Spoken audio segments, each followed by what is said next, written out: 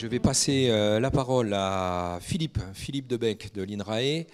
On va revenir cette fois-ci au soja avec des résultats de projets sur quelle variété de soja en relais dans le blé. Philippe, tu as une petite vingtaine de minutes. Ok. Voilà, donc on va revenir un peu au soja en relais dans du blé. On en a beaucoup parlé ce matin, mais on n'a pas pu traiter vraiment le sujet complètement. Donc on va revenir un petit peu pour un zoom. Alors, il y avait une culture, c'est quoi la culture en relais? Bon, je pense que vous avez bien compris maintenant, effectivement, que c'est deux cultures, une culture semée ici en l'occurrence dans une céréale. Bon, c'est souvent du blé, ça peut être de l'orge, etc., mais c'est souvent du blé. Et pour nous, on a distingué effectivement deux phases pour regarder un peu le rendement de cette culture. Une phase de compétition pendant laquelle le soja va être soumis à une compétition. Alors, on pensait très fortement que c'était une compétition pour la lumière, logiquement, sous un blé. Mais on verra aussi que c'est quand même une compétition très forte pour l'eau, principalement. Et puis ensuite, la deuxième phase, c'est une phase de récupération. Le soja doit essayer de développer le plus rapidement possible sa couverture pour essayer de capter du rayonnement et compenser effectivement cette phase un peu difficile qu'il a vécue. Voilà, donc on rentre dans la logique des deux récoltes la même année. Alors c'est vrai que dans le projet 3C2A, il n'y a pas eu beaucoup d'agriculteurs qui ont pratiqué. C'était peut-être plus d'ailleurs aussi du sorgho, je crois aussi, qui était en relais aussi, qui est une autre façon aussi de le faire. Donc tous les intérêts ont déjà été un peu vus. L'intérêt, ça peut être de rester aussi dans une date de semis conventionnelle. Et dans pas mal d'endroits où ça a été travaillé dans le monde, aux États-Unis en particulier, ils trouvaient souvent que c'était plus intéressant par rapport à du dérobé parce que ça permettait de se développer beaucoup plus au nord, par exemple, dans certaines régions où on ne pouvait pas faire du dérobé en gardant un petit peu des dates de semis classiques. Donc on est parti un petit peu sur cette logique-là. Voilà, alors pour ça, il y a de nombreux défis à relever. Donc, pour le soja, déjà réussir la levée. On est en semi-direct, dans des conditions hydriques qui sont parfois pas optimales. Donc, on va vraiment dépendre de l'humidité ou de la pluviométrie. Bien sûr, on va voir qu'on peut irriguer, mais voilà, ça veut dire qu'on va irriguer dans le blé. Voilà, donc c'est une autre problématique. Donc la problématique, le défi, c'est aussi la croissance précoce du soja, comme je le disais, en conditions ombrées et surtout en conditions contraignantes sur le plan hydrique. Réussir la récolte du blé sans dommage pour le soja. Bon, il y a un petit peu une course de vitesse entre le développement du soja et le blé. Bon, on a vécu un petit peu toutes sortes de scénarios à Haussville où parfois le soja dépassait le blé à la récolte du blé, ce qui est un peu embêtant. Voilà, il y a des techniques pour éviter ça un peu, mais bon il faut bien réfléchir les choix variétaux en particulier. Et puis le contrôle des adventices, puisque de manière générale, on va pas désherber le soja, donc c'est difficile. Et donc on a une problématique potentielle de concurrence avec les adventices, et en particulier, on apporte quand même beaucoup d'eau, donc quelque part, voilà, tout ça se développe de manière importante. Et puis côté blé, les enjeux sont de pouvoir implanter quand même le soja dans le blé sans trop pénaliser la culture en place. Bon, ça peut se faire, mais ça veut dire qu'il faut quand même réfléchir aussi aux dates de semis par rapport au développement de la céréale. Et puis, des questions un petit peu de compensation des rangs non semés. Bon, on perd un peu de rendement sur le blé, mais globalement, l'idée, c'est d'essayer de voir si on compense ça sur la séquence de culture. Alors, je ne vais pas trop vous parler de ça aujourd'hui, mais il y a eu, dans 3C2A, il y avait effectivement, il y a eu une première phase où en fait on découvrait, la technique ici sur l'unité expérimentale. Donc effectivement, il a fallu un petit peu réussir un certain nombre d'éléments techniques. Bon, Gilles pourra peut-être faire part de son témoignage dans les questions. Il y a eu des mises au point de matériel, etc. Bon, au bout de 2 ans, on dit on commence un peu à maîtriser, enfin entre guillemets, la technique. Et donc on s'est plutôt lancé dans le projet IFAR en se disant, quel type d'idéotype de soja serait adapté à ce nouveau mode de culture, parce que c'est un peu nos problématiques ici de l'équipe. On change les systèmes de culture, alors on va changer aussi les choix variétaux et comment on s'adapte. Et puis comment évaluer tout ça dans un système en relais. Donc je vais parler plutôt de ça en fait cet après-midi. Et donc pour ça, on a eu des dispositifs expérimentaux pendant 2 ans. Alors il y a une année, je dirais, où ça a plutôt bien marché, 2021. C'était un peu notre année un peu emblématique pour en parler. Et l'année 2022, c'est peut-être l'année pour dire tout ce qu'il ne faudrait pas faire, quoi. Je ne vais pas trop en parler, je vais vous en parler un peu moins. Bon, même si c'est toujours intéressant de parler des expériences qui ne marchent pas. Vous voyez un petit peu ici le dispositif. C'est un dispositif en micro-parcelles, comme on fait de l'évaluation variétale, 3 blocs, etc. L'idée ici, c'était quand même de se dire, est-ce qu'on est capable d'évaluer des variétés comme on ferait dans un système conventionnel, mais dans des systèmes vraiment différents. Donc il a fallu effectivement réfléchir combien de lignes de soja, combien de lignes de blé, etc. On a commencé par prendre 6 lignes de soja, puis la deuxième année on a pris 4 lignes de soja, etc. Pour essayer un petit peu d'éviter de détruire trop le soja et remplacer par du blé par exemple. Bon voilà, il y a une série de mises au point sur lesquelles on pourrait revenir. Et puis donc avec des dates de semis, vous voyez le 6 mai et le 9 mai, donc dans des dates conventionnelles pour du soja. C'est pas extrêmement tôt, mais c'est correct. Et on a par contre, on ne s'est pas donné ici de limite trop parce qu'on voulait voir la réponse des variétés. Donc on a regardé vraiment largement les groupes de précocité. Alors on sait bien que pour ces dates-là, c'est plutôt des groupes 0, 1 ou 2, en général en conventionnel. Mais on a voulu voir avec des variétés plus précoces, avec l'hypothèse que, est-ce que dans des variétés plus précoces, dans ces systèmes-là, on n'aurait pas un certain avantage à se développer plus précocement. Bon, c'était peut-être une hypothèse un peu simpliste, mais on a essayé de voir ça. Et on a aussi prévu un dispositif témoin avec quelques variétés de soja en pur, j'appelle ça en pur, c'est-à-dire en conventionnel, hors système relais, pour pouvoir un peu comparer les performances. C'est plus des points de référence vraiment qu'une comparaison extrêmement, je dirais, analytique. Alors là, vous voyez ici les irrigations qu'on a menées. Alors il y a 2 phases. Il y a la période de compétition. Au départ, je ne suis pas sûr qu'on avait l'idée vraiment qu'on allait arroser le soja dans le blé. Et puis finalement, on s'est dit, voilà, si on n'arrose pas le soja, il va crever, quoi. Donc, ce n'est pas la peine. Donc, en 2021, on est amené à faire un passage dans le blé. Donc, il faudrait réfléchir effectivement autour de ça. Et il y a peut-être une espèce d'optimisation aussi à faire de l'irrigation qui peut servir au blé et au soja. Et ça peut être aussi intéressant à réfléchir après au niveau de la séquence. Et puis ensuite, une irrigation plus classique en phase de récupération. Mais vous voyez, en 2022, on a été amené à irriguer même encore plus intensément pendant la phase de compétition. Tout ça, tout simplement, ça pour avoir à la sortie du blé du soja qui est présent. Alors on a regardé toute une série de choses. On s'est intéressé bien sûr aux conditions d'implantation. Donc là, ce sont des résultats de 2022. Je vous montre ces résultats. Disons, de manière générale, peut-être que Jérôme pourra revenir là-dessus, mais on n'a pas eu de très très gros problèmes d'implantation parce qu'effectivement, il y avait l'irrigation aussi qui assurait quand même, qui facilitait la mise en place. Ce qu'on a trouvé intéressant l'année dernière, c'est qu'en fait, on avait une parcelle en référence qui était en soja pur et puis le soja relais. Et ce qui est intéressant de voir, c'est qu'effectivement, les taux de levée ont été bien supérieurs en culture relais par rapport à la culture pure. Alors tout ça, ça a été analysé et mis en relation en particulier avec les dégâts d'oiseaux, la protection qu'effectue aussi le blé par rapport au soja. Donc c'est quelque chose peut-être qui peut être intéressant pour la suite par rapport à ces histoires un petit peu de mise en place des cultures. Alors on a fait un certain nombre de caractérisations classiques en agronomie. Donc on a regardé un petit peu la biomasse du soja à différents stades, et puis différentes caractéristiques comme la hauteur des plantes, la surface foliaire, etc. On a aussi mesuré la lumière avec différentes méthodes. Je vous montrerai un petit peu ça.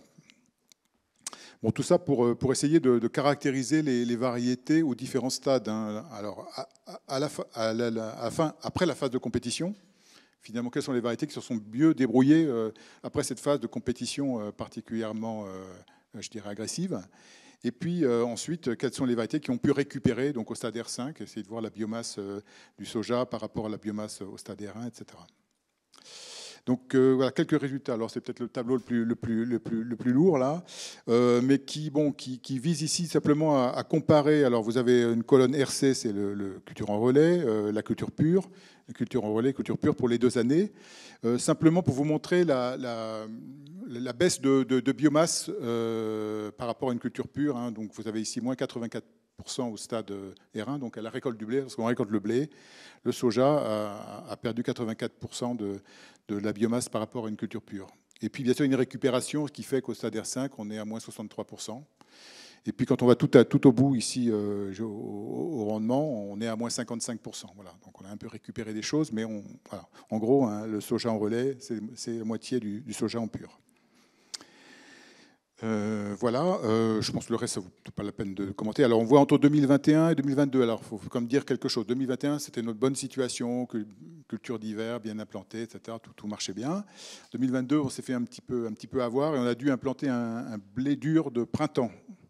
Donc blé dur de printemps, c'est une croissance évidemment beaucoup moins développée, etc. Et on a ce problème du soja qui dépassait presque le blé, quoi. Et donc on voit effectivement il y a un effet concurrentiel moindre qui fait que on a moins de réduction ici, bien sûr, du rendement en culture. Relais, mais bon, c'est pas forcément très positif parce que ni le blé n'a fait un bon rendement, ni le soja sur ces années-là. Année un peu particulière également.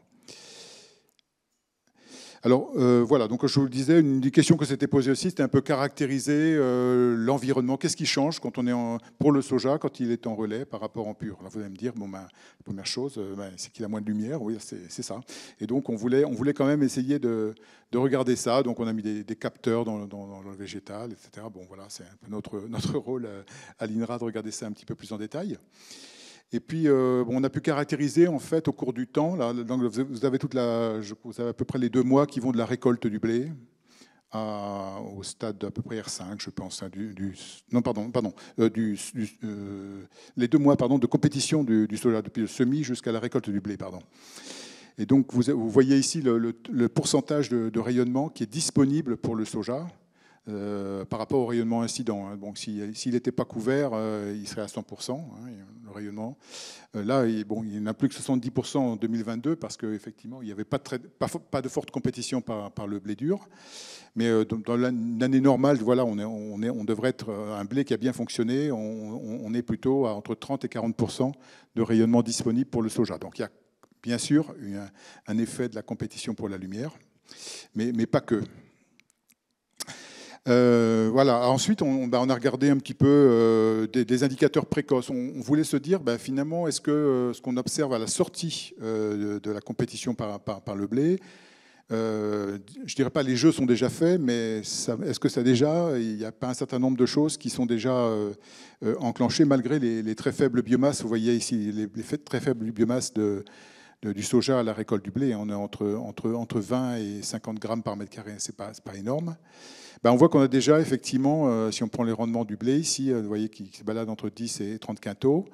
Vous avez déjà un classement alors qui est pas complètement le hasard parce qu'on retrouve un peu aussi les groupes de précocité, hein, c'est-à-dire les variétés les plus tardives sont ici, intermédiaires ici, et puis les plus précoces là. Donc, c'est déjà finalement dans le blé, voilà, il y a déjà ce classement qui s'observe. Donc finalement, on a un peu notre hypothèse que peut-être les précoces pouvaient peut-être un peu prendre un peu le dessus à un moment. Ne s'est pas du tout révélé.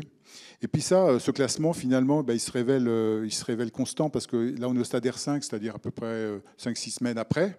Vous voyez, le classement n'est pas du tout modifié. Hein. Donc ça veut dire que finalement, il y a, à part quelques variétés qu'il faudrait regarder peut-être un peu plus en détail ici, il n'y a pas eu vraiment de rattrapage, de récupération spécifique d'une variété par rapport à l'autre pendant la phase. Donc tout est un peu joué, je dirais, très tôt à la sortie du blé. Et on a regardé aussi une deuxième question qu'on avait qui était autour de essayer de voir les indicateurs précoces. Qu'est-ce qui est important de voir? C'est finalement cette phase un peu de récupération, la couverture du soja, parce que c'est très important. Évidemment, plus il couvre vite, on l'a dit, évaporation, on l'a dit adventice, on l'a dit potentiel de capture du rayonnement. On n'a que des bonnes raisons d'aller vite et de couvrir vite le sol. Et ça, finalement, pour le regarder, on a utilisé un certain nombre d'outils. Alors, des outils plus simples, ici à droite, un peu classiques, hein, donc des capteurs où on va sous le soja, puis on regarde le rayonnement qui est disponible. Hein. On regarde vers le ciel. Et puis d'autres plus élaborés.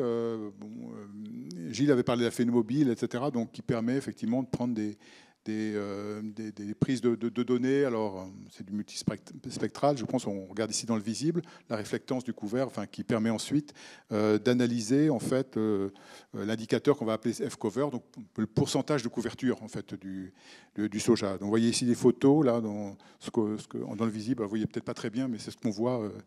On voit des sojas avec des parts de sol plus ou moins importantes. Et on voit donc ici, effectivement, alors ici c'est au 13 août, hein, on aurait les mêmes relations avec des stades plus avancés, et on pourrait, je pense qu'on n'a pas pu le faire parfaitement sur ces 2 années-là, c'est en 2021, c'est de couvrir plus largement dès la phase de récolte du blé, de voir cette dynamique de couverture de manière plus fine. Bon, ça c'est quelque chose qu'on n'a pas forcément réussi à faire. Donc on a quelques prises de données mais qui vous montrent bien effectivement que les rendements observés sont tout à fait bien classés par rapport, quelles que soient les méthodes utilisées, hein, que vous regardiez par en dessous ou par au-dessus, permettent un petit peu de classer les rendements observés. Donc on vient vraiment sur l'importance de cette couverture du soja et de la rapidité de couverture du soja. Et ça c'est peut-être un autre indicateur qu'il faudrait qu'on étudie par la suite. Voilà, alors en termes de... Je vous disais que l'année 2022 avait très mal marché. Vous voyez, les rendements sont très faibles. On a fait des rendements inférieurs à 12 quintaux. Donc pour le soja, c'est quand même pas très bien.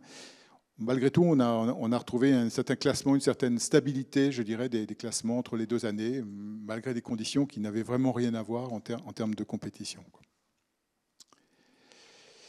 Et donc, finalement, un petit peu nos conclusions ici. Je vous ai mis plusieurs images de couverts, là, avec des surfaces foliaires croissantes, hein, de gauche à droite, et des rendements également qui sont croissants. Et vous voyez que ça suit à peu près aussi les groupes de précocité, hein, mais pas que. Mais il reste de la variabilité, mais c'est quand même beaucoup les groupes de précocité. Et donc nos conclusions finalement ne sont pas tout à fait très originales. Finalement, est-ce qu'il y a des variétés vraiment adaptées au relais cropping? On a plutôt conclu que c'était un peu pareil que le conventionnel, mais peut-être c'était encore plus vrai dans le conventionnel, c'est-à-dire qu'en fait, les groupes tardifs, finalement, ont une part de leur vie, je dirais, de leur cycle de vie beaucoup plus court pendant la phase de compétition, des capacités de récupération, donc avec tout ce qui va derrière en termes de contrôle des adventices, etc., capture du rayonnement. Donc finalement, ça redonne encore finalement des capacités de récupération plus importantes qui donnent la primauté plutôt à ces variétés. Donc voilà, donc ça c'est pas une conclusion très originale, mais bon, il fallait qu'on la fasse. Par contre, si on regarde un peu les rendements, alors j'ai pas beaucoup de points ici, mais du soja pur ici, donc dans des essais avec des soja relais, vous voyez que pour des bons rendements, je dirais, alors c'est sur des micro-parcelles, hein, bien sûr, hein, de soja, il vous reste une variabilité importante quand même d'expression entre 20 et 30 quintaux ici des variétés en relais. Donc il y a des choses qu'il faut qu'on analyse un petit peu plus parmi ces variétés-là, qu'on regarde un petit peu plus finement. Et de la même manière, si on regarde sur le F-cover, donc le pourcentage de couverture en relais ici par rapport à la situation en culture pure, on voit qu'on a une espèce de corrélation un peu lâche, mais qu'effectivement, malgré tout ici, pour des situations qui sont en pure, je dirais bien couvrantes, au-delà de 80%, donc c'est vraiment des situations très bien couvrantes, il nous reste effectivement en relais une variabilité assez importante. Donc voilà, donc il reste encore effectivement par-delà ces noms de variétés, hein, qu'on pourrait mettre en avant, essayer de comprendre un petit peu mieux qu'est-ce qui fait je dirais, la réussite de telle ou telle variété parmi ces groupes tardifs. Voilà, donc c'était à peu près les conclusions. Et puis je remercie bien sûr tous les collègues, nombreux stagiaires, etc., qui ont participé à toutes ces mesures.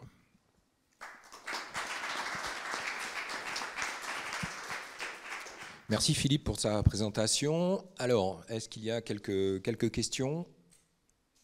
Vincent.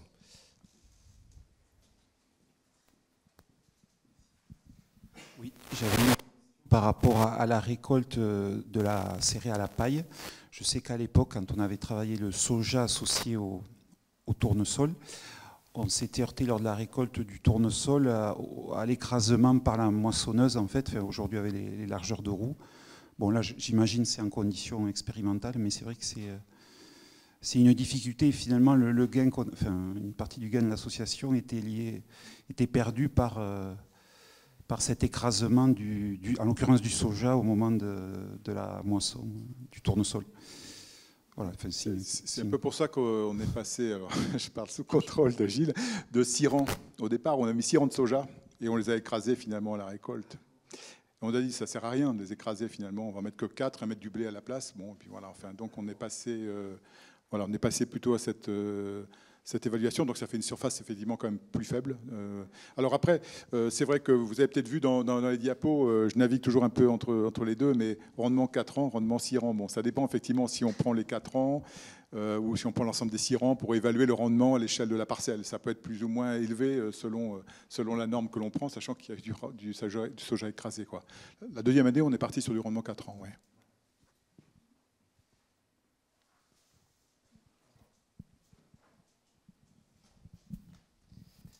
Vous avez dit tout à l'heure que vous n'en parlerez pas, mais moi ça m'intéresse quand même de savoir un petit peu la baisse de rendement sur le blé quand même. Parce que quand on voit des rendements en soja qui sont à 1 tonne 5, si l'association pénalise trop le blé, où est l'intérêt quoi en fait? Je n'ai pas trop les chiffres en tête, mais j'aurais dit 10% peut-être de baisse, ou peut-être sur le blé. C'est vrai qu'on l'a regardé, hein, mais les premières années surtout.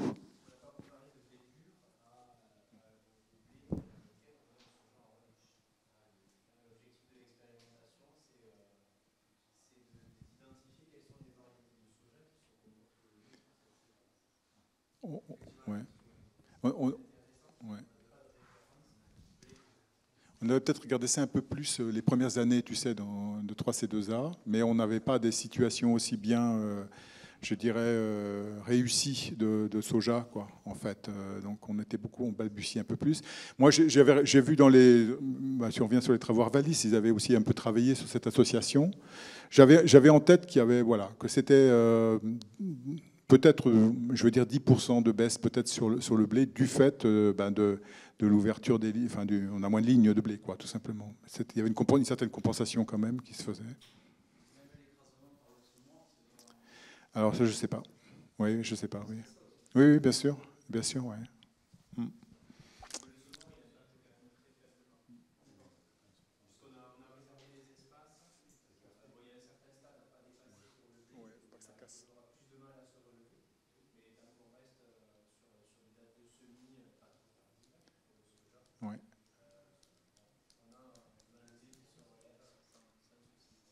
Ouais, on sème à peu près, c'est entre le gonflement et le début de l'épiaison. Enfin voilà, c'est un stade où les tiges sont encore assez flexibles, donc ça casse pas. Il ne faut pas que ça casse, évidemment. Bien. Allez, vraiment la dernière. Non, simplement, je trouve qu'il y a quand même un certain risque parce que nous, on a à peu près dans le lot 2 années sur 10 où on récolte les céréales très tard parce qu'on a des mois de juillet humides. Donc, quid de la qualité de la récolte en blé et puis de l'impact sur le soja s'il monte et qu'on l'abîme à la récolte derrière. C'est risqué. Ouais, alors il y a des systèmes de patins là aussi pour coucher un peu, voilà, mais bon, je sais pas.